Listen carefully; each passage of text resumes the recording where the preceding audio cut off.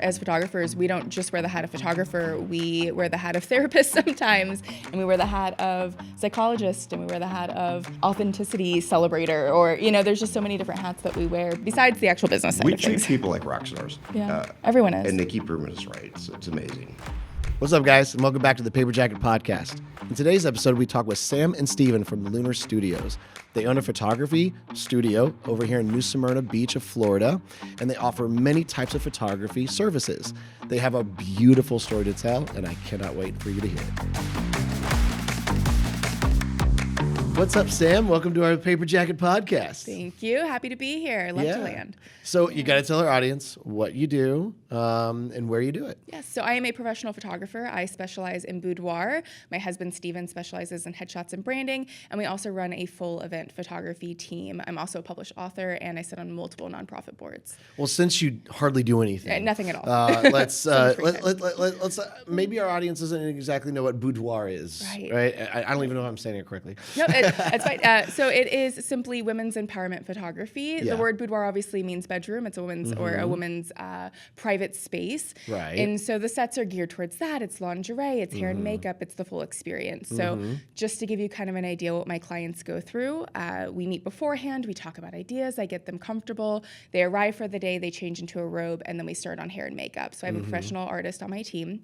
And then from there, I coach and pose them for about an hour on the sets of their choice. I have over 10 sets they can choose from. And then we do a same-day reveal and ordering appointment. So within 15 to 20 minutes of us being done, they get to view their photos in color versus black and white. I do all the printing for them as well. My albums are all luxury and fully custom from Portugal. And then we do wall art and other fun little gifts for them. So it is from start to finish the full experience where they don't have to think about a single thing. Well, I have a deeper question, but before I ask, why Portugal? Why are you printing in Portugal? The album quality there is unmatched. I've looked all over. I've even looked in Canada, the United States. There's no one who matches the quality of what I find from this company when it comes to the different covers that they offer and options that they offer, and then the customer service is just amazing. That's really cool. Yeah. Like how did you find that? So it actually came through a mastermind that I joined in 2019. The educators of that mastermind actually provided their resources for printing for their clients. That's cool. Yeah. So my broader question, deeper question, how did you get into, naturally, how did you get into photography? But it was actually what I want to focus on first is what made you think, I want to do a boudoir. Right. So I'll start with the boudoir and then kind of backtrack a little bit. So boudoir, honestly, again, the mastermind, it popped up on Facebook one day. We had started transforming a second studio space or a second space on our property for the studio, more so doing headshots and branding. And then this ad popped up, divine timing, on Facebook, and it was not teaching you how to be a photographer, but rather how to run a boudoir business. And I asked my mom for money, and she loaned it to me because the course was not inexpensive, but 100% worth it. And they basically gave you a boudoir business in a box. And so it was kind of like, I could take pretty pictures of women, but that transformed into something incredibly deeper. I did not realize the impact it was going to have until much later. And so now my purpose is much different than I can take pretty pictures. It's more so watching women walk in one way and getting to watch them leave empowered and confident and glowing. So let's talk about that. What is the empowerment process and feeling that many maybe don't think about going in and then, Absolutely. So it's not, like I said, it's not just taking pretty pictures. They're not rolling in, I'm snapping a photo in lingerie and then we're done. The empowerment comes from realizing that they could do the hard thing. So it's not normal to strut around in lingerie and have your picture being taken. Sure. That's very vulnerable. And so when you come in for this experience, you're nervous, you're scared, you don't know what's going to happen no matter how many times we talk, or, you have all these thoughts in your head. But realizing that, okay, that wasn't that hard. Okay, I can do this. Oh my God, I am truly amazing. This is how other people see me. You get to see yourself through my lens, through my perspective. And most of the time, not always, I have some clients who are on 7 sessions, 9 sessions.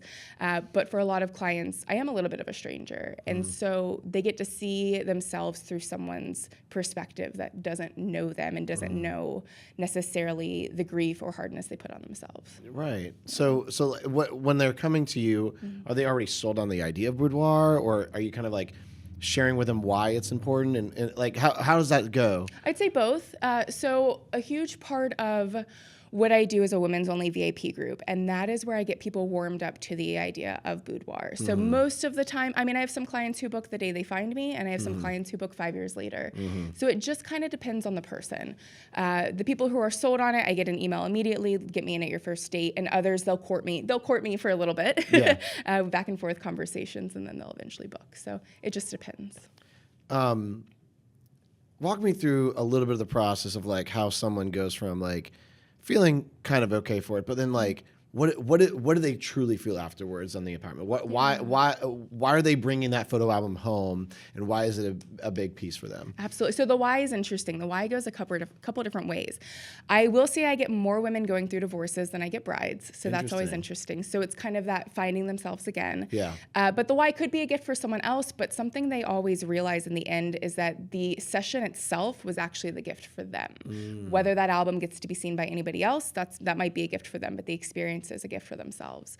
And so what we started realizing when reviews and testimonials started rolling in was that clients were using the same exact word almost every single time. Experience, experience, experience. This experience was this experience was that.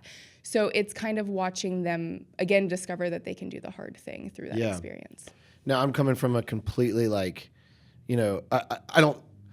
I'm new to this kind of thing, right? So I'm curious. I photograph men too. You are more than welcome. Well, So I guess, many, I would think, women see these supermodels having these, these photo sessions done for them in that way. They see these photos in magazines, obviously extremely photoshopped when it comes to that. And even kind of AI thing. now. Yeah. Oh, yeah. Like comparing themselves to existence, right? Yeah. So they're comparing their iPhone photos, or maybe even a good photographer taking their pictures. So you're saying bring yourself in here, and I'll show you how pretty you truly are when you get lighting in studio like these guys, like those supermodels, like these people. Right. And it's not even so much about that. It's just kind of, I actually show my clients their photos unretouched. So as soon as we're done shooting, they get to see exactly what they look like. And that's my favorite part, because I get to watch them sit back and go, oh, wow, that's actually me. And I always go, that's you unedited. And that is like so much fun for me. So with the magazines and the models, something that I really talk about a lot in my group, they are getting serious retouching. They are taught how to pose. That is their job to look a certain way. Yeah. And they are real women, so you can't discount that whatsoever. Sure. But you are in a different role in life. That is not something you're paid to do or to be. And you are still absolutely beautiful. Right. Just because you don't look like them doesn't mean you're not. Right. So. I love that, because you're saying you're like, look, this is a private session for you to understand yourself and grow into yourself, and I think that's that is important. Yeah. And I'm sure you as a good photographer, as a good artist, which I want to get into your photography skills more. I'm guessing that you have an idea of what angles to capture per person. Absolutely. Yeah. I always say too, when people go, oh, I'm not photogenic, that's my favorite person, because I love proving them wrong, because it honestly comes down to the right lingerie, the right lighting, and the right posing. I can look at someone and know exactly how I need to pose them and get them comfortable and what I need to show them to get them there and what I need to dress them in. I can look at you and know exactly what you're going to look amazing in and feel great in. So that's super important. Yeah. So is that kind of the thing you learn from like how to become a boudoir photographer? By already having photography skills? Is that kind of? Partially. Some of that actually comes from past modeling experiences. Okay. I was signed in Miami and Orlando, and then I worked with another agency in Smyrna Beach when I was like 18 or 19, different lifetime ago. Yeah. And so a lot of experience came from that. A past hair and makeup artist was also a model, and she's been to Milan and other big agencies. And so it kind of came through practice. It came through a lot of practice and model calls, bringing in women to practice with, and kind of being in their shoes myself. I've had my own boudoir session. Right. And so putting myself in their shoes to know what they're going through during that as well, and posing. Absolutely. Yeah.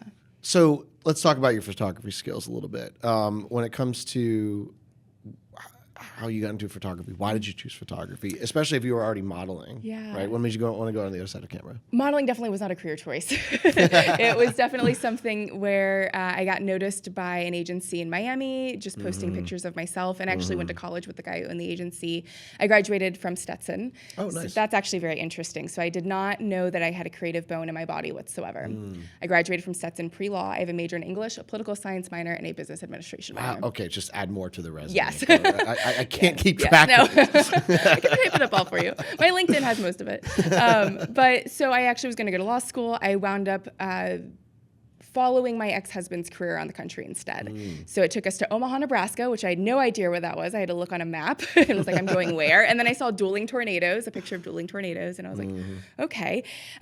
So I followed his career around the country. We ended up living in California for a bit, and I was in Big Bear, beautiful mountainous landscape, and I said to him, I wish I had a camera so I could show everybody what I was seeing right now and show them the beauty that I'm looking at. And he told my mom that, and my mom bought me a camera that year for Christmas. And so I just started we lived in the desert. Everything's abandoned out there, but there's a lot of old movie sets, things like that as well, mining communities. And I just started going out there by myself all the time, capturing everything that I saw. And then I started working with a group of photographers out there who had started doing nighttime photography, light painting, things like that. So I started learning way more technical skills. And then lighting still wool on fire and photographing that. So if you Google still wool photography, you'll see what I'm talking about. You take it and put it in a kitchen whisk, and then you light it on fire and you spin it and do different things with it. Cool. Which is very technical, and we truly believe that if you can do nighttime photography or light painting photography, you really should be able to do anything in photography. Yeah. So then I ended up getting divorced, coming back to Florida. Steven and I met, my husband and I met, and he was a photographer as well already, and teamed up, started dating about a month after, being friends, and filed the LLC in 2017, and it has just been an upward motion ever since. So, but photography, just a side note, saved both of our lives in different ways. So for me, my marriage was not good. It was an abusive marriage. And so it allowed me to rediscover myself, and it allowed me to see that I do have worth and it's not tied to somebody else. And so photography has just truly been, everything amazing in my life. Yeah. So you've talked about boudoir photography. You talked about landscape photography. What is your favorite? Boudoir. All day long. Okay. In fact, if I only shoot that ever, that's perfectly fine. Okay. We have the event photography team right now that we're building, and a part of us hiring has been me getting off of the team. So I love it. It's fun, but my passion really is being in the studio one-on-one with a woman or a man. I feel like I said photograph men as well, but I really just love that one-on-one connection. Sure. So what photography does Steven do on your business? Headshots and branding. Okay. So he is actually mentored by the top headshot photographer in the world, 𝗕𝗓𝗄, and so we use his system. And then branding photography is helping individuals, and mainly, let's say small business owners, not necessarily corporate, get their image out there and really help them build that idea. Yeah. So help our audience understand the true difference of, hey, I need a photographer, and hey, I need headshots. Right. And that's something that's really funny you say that, because we see on Facebook all the time, in search of a good photographer. Yeah. Okay, well, what do you need? Yeah. So a headshot is exactly what it sounds. It's literally chest up, it's head. It's meant to draw someone in immediately. It's meant to create connection instantly. So whereas a portrait can be full body, it's typically not something that you want to put out there for business, maybe something you hang in your home. And then branding, we typically always start with a headshot, and then we do, for instance, we did our social media manager's branding session the other day. So she brought her laptop, her iPad, her cell phone. So she's at the laptop, and we prompted her on, you just saw these amazing numbers your client just got, and she's, this big, beautiful, shocked face at these amazing numbers. Yeah. And so, or we take someone on location for a branding session. But it's really important, I think, to find a photographer who has a niche. So when you're looking, especially with boudoir, really any photography, you can make or break someone's confidence with one photo. Right. Like that. Right. So I think that people need to stop necessarily thinking budget or just looking for a good photographer, and look for somebody who specializes in exactly what they need. So I've been doing video for years, and I never considered myself really a cinematographer or anything like that. Right. I make the video well enough to edit it. I'm more of a video editor to tell the story and things like that. Right. That's my where I excel in. Now, do I know a few things about photography to take some photos of like my kids and stuff like that? Sure. Right. But earlier on, when I first started doing some freelance stuff, I was like, yeah, I can do photography too. Yeah. I have a T2i Canon. Just click a button. Yeah. I can focus. I can do a few things. I knew some certain lighting. It was when I actually did a photo shoot with, and by the way, I was praised okay. It was like, that's nice. It's still higher quality than the phones back then and stuff. Right. But the first time I did a photo shoot with several women from an office, apparently I made a woman cry. And I was just doing my normal thing that I'd done with everybody else that said it was fine. Right. And it was at that moment I realized I got to stop saying I'm a photographer. Just because I have a good camera, just because I know a few basics of lighting for videography. I need to stop saying I'm a photographer. The same reason why in video, I could say I'm a videographer, but I'm not a cinematographer. Right. I believe there's a difference of skill. And so I want our audience to understand what a true photographer is in that situation. So you have what I consider the two most common types of photos you're doing for branding or marketing and stuff like that. A lot of times it's run and gun, right? Hey, just get some environment shots. Burn and shoot. Yeah. Burn and shoot. So you call it burn and shoot. I call it run and gun probably because of video. Yeah, but that's super like they go hand in hand. Yeah. But why a lot of people think that when they do a burn and shoot, right? I can get my headshots in that moment too. Oh my gosh. Why help our audience understand why that's not the case? Because there's so much buildup to that connection of us getting your authentic self to shine through that it is not something we can do when you just roll in, we snap a photo and we're done. You will not be happy with that photo. It takes time for Steven to get to know you, to have a conversation. And same with Boudoir. It's why during hair and makeup, I sit there for that hour and a half and we are having girl talk the entire time. Why I put myself out there in video all the time to my clients. But when people think that, can I just get a quick headshot? You can't. I mean, you can. It's just not going to be with us. Right. Because we take the time to build you up, get to know you, find out exactly what you want people to see in you, and pull that out of you. Yeah. So, absolutely. And burn and shoot, I kind of refer to as you show up, you take the pictures, I dump them on you in digital format, and then I'm done with you. Right. We're not those photographers. Right. Yeah. For anyone who's just who thinks it's point and shoot, just turn the right angle. There's a JCPenney down the road. There is. Yeah. Go knock yourself out. Actually. Yeah. We've hired her. The only time, besides silly freelance gigs, I was once a portrait photographer. That was a terrible Christmas season. Anyway, we won't talk about that. Thank you. Yeah. We don't take any of that. So where is your studio located? Smyrna Beach. Some people do not know where Smyrna Beach is. Let's talk about it. Sure. It is actually the shark attack capital of the world. Yep. Unfairly. I don't know about that. It's on the east coast of Florida, so about 40 minutes from Orlando. Yep. 20 minutes south of Daytona. Yeah. No. Yeah. You said you went to Stetson here in DeLand. Yes. And Smyrna's only 30 minutes away. Yep. So where'd you grow up though? 𝗟𝘂𝗃𝗃, which is as you're going through New Smyrna to come to DeLand, it's you blink and you pass through it. So I grew up a little country with horses. And that's that. Sort of funny. I always thought I thought it was DeLand, New Smyrna. Yeah. Apparently it's a little bit right there. It's the same zip code as New Smyrna, but it's kind of Okay, so it's not New Smyrna. Got it. That's where she's from. Is not New Smyrna. Not New Smyrna. Yes. We had the handy way, which we called the 𝗟𝘂𝗃𝗃 Mall, and then we had the mud runs and a small little racetrack. I know that racetrack. I know that's 𝗟𝘂𝗃. Okay, so I always thought of that as the border of DeLand and New Smyrna as a boy growing up in this area. Yeah, that's hilarious. All right, so let's talk about how someone can contact you for Boudoir, for your brand. Do they go to different places or they go to one studio? You can. So you can go to lunarstudionsb.com. That's going to be our website, and fill out the contact form. You'll get to see examples of my work on there. But if you're looking to see a lot more of my work, get more of a feel for the studio, I have a private women's only Facebook group, and you can just type in there Boudoir by Lunar Studio, or even go to my website and get the link, and then you can request to join the group, and I'll accept that. And that I have, so just kind of why that's a better place to look for examples of my work is because I have some clients who do allow me a full release, which is on the website, and I have some clients who only allow me to share their photos in that VIP group, and then I have clients who don't allow me at all, and that's totally fine. Right. Yeah. I'm just curious, when you ask your clients, do they usually ask them before the Boudoir shoot or after? Yeah. So I used to do it before, and I found that was people were very hesitant, so I was getting more no's because they didn't know what it was going to look like. Yeah. So now as soon as we're done picking out their pictures, we pick out their products, I just hand the form to them, and I explain every single option and say, if you have any questions, and they'll say, because it's I look hot. I look hot. Yes, everyone needs to see this. Yeah. That's a super cool feeling. Yes. I feel like because I would. That's why I was wondering do you go in and they say no, and then you ask again and they say actually I'm okay with it. I've in the past, but I do ask every client before their session if they're comfortable with me taking behind the scenes pictures and video, and if they are, great. My hair and makeup artist takes my phone for the day, and if they're not, no big deal. Yeah. Well, it's super neat what you do. Thank you.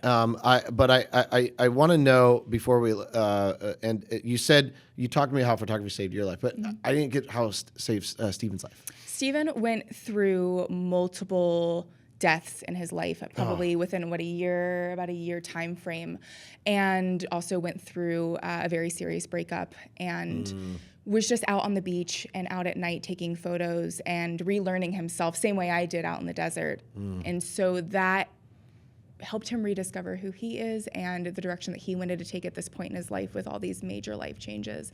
And so I think it was truly kismet that we met, because I think the stars aligned perfectly for us to have very similar stories, similar very paths in life. And Steven's over here in the corner, by the way, is. which I'm going to make come out sorry, now to the camera. Yeah, come on over here. Come right behind her. Say hi. He's in the room. I do exist.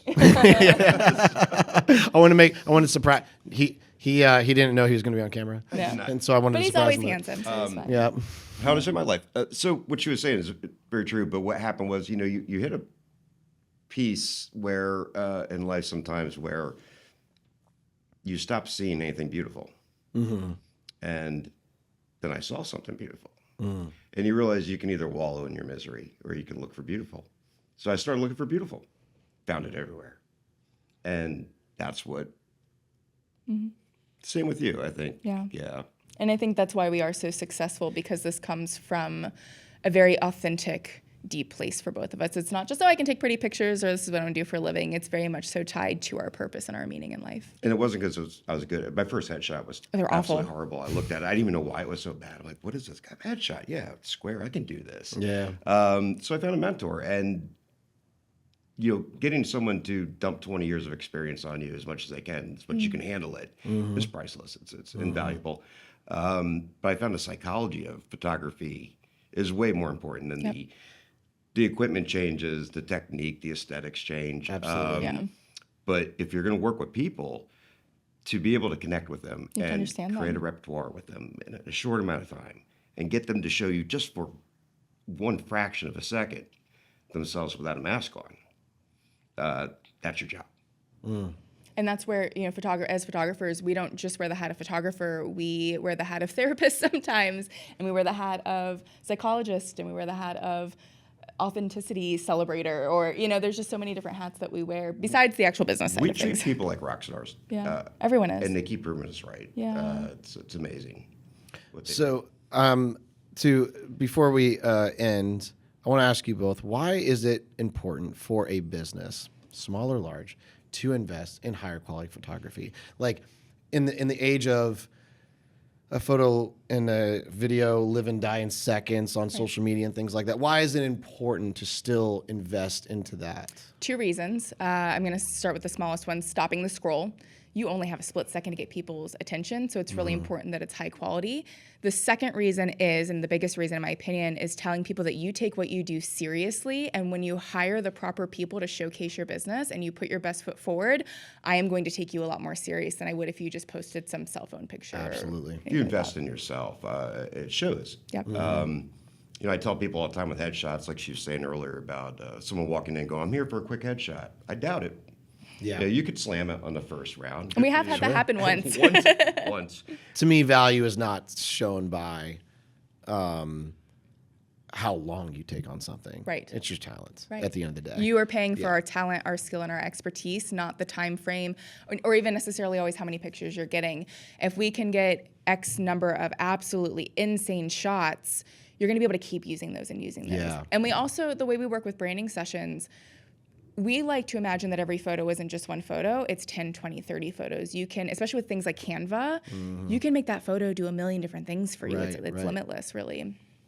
I love what you said about, having quality, because a quality photo shows you care about your business in many ways. An old mentor of mine, one of my first bosses ever existed at Dunkin' Donuts, right? He shared a story with me one time. He said, I don't know if this is true or not, but it doesn't matter if it's true or not. The owner of Wendy's, we all know him back in the 90s when he was always in his commercials, right? I forget the guy's name at the moment. Yeah. Do you remember? No, but I see it. Anybody? All right. Well, you all remember. I think I'm saying Chick-fil-A. Yeah. So he would do random tours, right? And he'd walk into a Wendy's, And he'd say, I need to see your manager. So the manager comes out. And then, of course, the manager knew he was coming. And I believe these were surprise inspections for the most part. But he's thinking, okay, making sure everything's nice in the front, blah, blah, blah. He said, the first thing he would say is, I need to go see your mop sink. Yeah. I was like, okay. So he would go see the mop sink. And if it was immaculate, he goes, now I know you're taking care of your store. Yep. And if it wasn't, he said, I don't care what I see around. If that's not immaculate, then I don't know if anything else is immaculate. I agree with that completely. It's a foundation. It's a foundation. So if you show that I put my best step forward on everything, including your photos. So if you're like, social media, we'll just throw a few dollars toward that. Yeah. Well, then. That is so mind-blowing to me. I hear people all the time, oh, we're going to have to cut our marketing dollars. No, when you're in a business lull, that is when you up your marketing dollars. Yeah. Marketing is always it's time to double down, baby. Yes, why would you ever? How else do you expect to make more money? Yeah. So that was something at the beginning of the year. We noticed a massive, massive shift in the way customers or clients were booking. And it was no longer organic. For the past 5 or 6 years, we have been almost 100% organic booking. That shifted for not just us, but every major studio I know of in actually the United States. This is a constant conversation. And so we pivoted and we invested a lot of money into marketing. I hired a new marketing team. We have ads running all the time now. And that has been exactly what we needed to do. So I think when people cut marketing first, I just want to shake them. That is the wrong move. And also don't go after the cheapest marketing. Right. Oh, no. You know? Yeah, no. In fact, the person I hired, she is actually the ads person for the multi-million-dollar studios that I know in the United States. And so when I thought about, okay, who can get me there? Who can keep this up and running? It was immediately her. And I didn't care what her price tag was because I knew within a month I'd make that back and no problem. I technically only need 1.5 clients to make up what she charges me every month. Absolutely. So when you understand how you're going to make that money back, people think they're just throwing money away when they're hiring marketing, not realizing that they're going to make more money than their marketing is being put out. Absolutely. Yeah. Well, thank you, Sam, so much for joining us and helping our audience understand the power of photography. And honestly, what you're talking about with Boudoir, it's really awesome. Yeah. And I know that I'm not going to act like you've never heard a negative comments about doing Boudoir. Very rarely, but yeah. And coming from, maybe a conservative mindset of like, why would you do that? Yeah. And I do believe in self-empowerment to say, to help someone understand how beautiful they are. Yeah. Good for you. Thank you. Awesome. And it can be as risque or not risque at all. You know what I mean? It's completely up to the direction the client wants to take it. So you can be more conservative and there you go. Not showing as much. And then I have some clients who are like, no, please bring out the whips, chains, and spreader bars. And I'm like, okay, I've got you. We have a shibari artist, which is a form of Japanese bondage. And so that's an add-on my clients can have if they want it. So it's all about their preferences in that way, but you ultimately give them empowerment, and that's beautiful. And as exactly what Stephen said, you guys just told a beautiful story because you found beauty in photos. And so thank you for that story. Thank you. Thank you, both of you guys. Yeah, thank you so much. We love it. In fact, I just want to throw this in there. I've started traveling internationally as well for Boudoir. So that is now an option for my clients. We just had a client bring us to New Orleans in October, myself and my team, to capture her in the 𝗬𝗕𝗓 suite at the St. Hotel. I'll be in Costa Rica next month shooting Boudoir, and then Iceland at the end of the year shooting Boudoir as well. That's really awesome. Yes. So hire me to go on your vacations. Where can people find you? So lunarstudionsb.com. You can also email lunarshoots@gmail.com, or my phone number is 386-416-9513. Please text, don't call, and I'll get back to you a lot quicker. Thank you so much. Thank you.